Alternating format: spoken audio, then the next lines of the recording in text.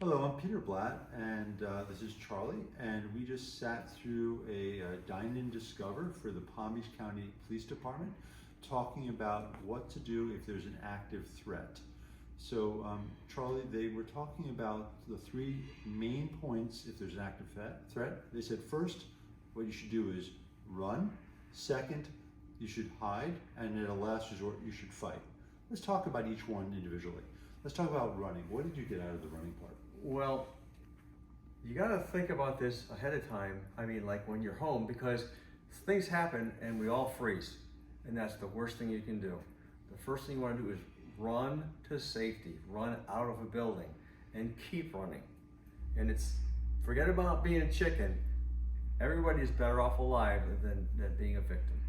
One of the things I heard was about running is to keep your hands up and open so that they see that you're not carrying a gun. They being law enforcement, that's right. On their way and arriving on the scene. Right. And they also, for running, one of the things I heard was, like they said, after you run away, call 911 and report and give a description, because I guess there's a lot of times there's misunderstanding about who was the active shooter, right? Yeah. They also talked about hiding. What did you get out of the hiding part? Well, if you can't run to an exit, the best thing you can do is to hide. Hide in a room, lock the door, and barricade yourself in. And by the way, they said silence your cell phone. Oh, that's cool. Because in a deafening silence after the initial shooting, they hear a cell phone. They know people that are in that room. They're going to try to find you. Wow. And for like the hiding part, did they say like to lock the door or something like that? Lock the door, barricade, put enough weight and mass between you and the outside, it could end up stopping a bullet. Huh. Now, the one thing that was interesting, which I didn't think about, was the last part was fighting. Now, what did you get out of the fighting part? Well, if you can't run away and you can't hide, you're better off fighting than to standing there being just a still target. But they also mentioned that you have to be specific about your fighting. Like first, go for the weapon, in as much as pointing the barrel away from you, right? If you have one or two other people with you, just whisper some teamwork. Someone's going for the gun, someone's going for the arm, and the next person's got some kind of makeshift weapon and going for the head. Wow.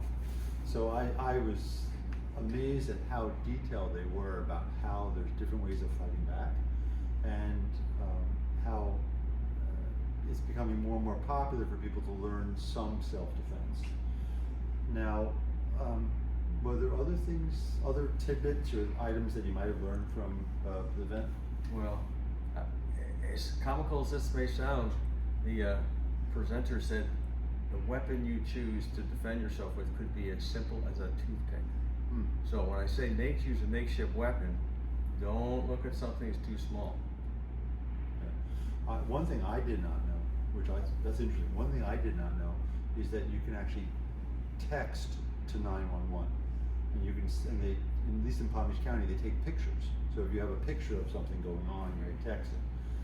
I guess because if you're using your phone, nobody notices people texting, but they do notice if the phone goes to the ear. Plus, if you're hiding, you don't want to start talking. It's true. Sound carries, right? Carries, yeah. I think it's also very important that we all are very aware of our surroundings. In a room, where are the exits? Where's the protection, the places to hide if something happens? Even getting out of your car. It's good to notice your surroundings before you do anything else. Charlie, I really appreciate you sitting in and attending our event. This was excellent, and thank you for the summary. That was excellent. Everybody have a good night or a good day. This is Peter Blatt for Center for Asset Management, and be safe out there.